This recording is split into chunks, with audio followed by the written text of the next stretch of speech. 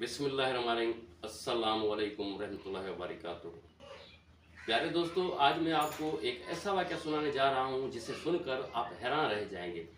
ये किस्सा है एक ऐसे शख्स का जिसने 100 इंसान कत्ल कर दिए थे, लेकिन फिर भी अल्लाह ने उसे जन्नत अता फरमाई।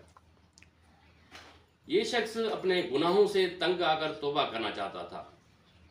पहले उसने एक शख्स से पूछा, क्या मेरे लिए तौबा का दरवाज़ा खुला है? उसने कहा नहीं। तो उसने उसे भी कत्ल कर दिया और यूं उसके 100 कत्ल पूरे हो गए। फिर वो एक आलिम के पास गया।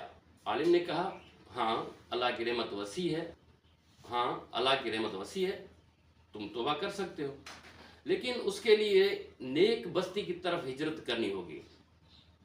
वो फौरन निकल खड़ा हुआ। रास्ते में ही उसे मौत आ गई। अब फरिश्ते फैसला करने लगे कि ये जन्नती है या जन्नती है या जहन्नमी। सबसे हैरान कुन मोड़। रहमत के फरिश्ते कहने लगे, ये नेक बस्ती की तरफ जा रहा था, ये जन्नती है। आज़ाब के फरिश्ते कहने लगे, अभी तो ये वहाँ पहुँचा ही नहीं, ये जहन्नमी है। अभी तो ये वहाँ पहुँचा ही नहीं, ये जहन्नमी है। उस पर अल्लाह ताला ने ज़मीन को हुक्म दिया, नेक बस्ती को करीब कर दो और बुराई वाली बस्ती को दूर कर दो। ज़मीन खिसक गई और वो बंदा नेक बस्ती के ज़्यादा करीब हो गया। यूं फैसला हुआ कि ये शख्स जन्नत में जाएगा। दोस्तों, ये है अल्लाह की रहमत की इंतहा। एक कातिल जिसने 100 इंसान मार डाले, अल्लाह ने उसको भी माफ़ फरमा दिया, क्योंकि वो सच्चे दिल से तौबा करने के लिए निकल पड़ा था। कभी भी अल्लाह की रहमत से मायूस ना हो। अल्लाह हम सबको सच्ची तौबा की तौफीक अता फरमाए। आमीन सुम्मा आमीन।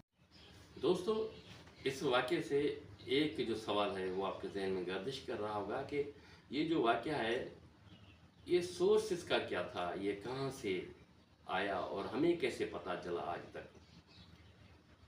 ये जानना भी ज़रूरी है कि वाक़या हमें किस ज़रिए से मिला और ये बातें अल्लाह और फरिश्तों के दरमियान कैसे हम तक पहुँची। इस वाक़े का माखिज़ यानी सोर्स, ये वाक़या सही बुखारी और सही मुस्लिम दोनों में आया है और कई सहाबा कराम रज़ी अल्लाह तआला अन्हा ने इससे नबी करीम सल्लल्लाहु अलैहि वसल्लम से रिवायत किया।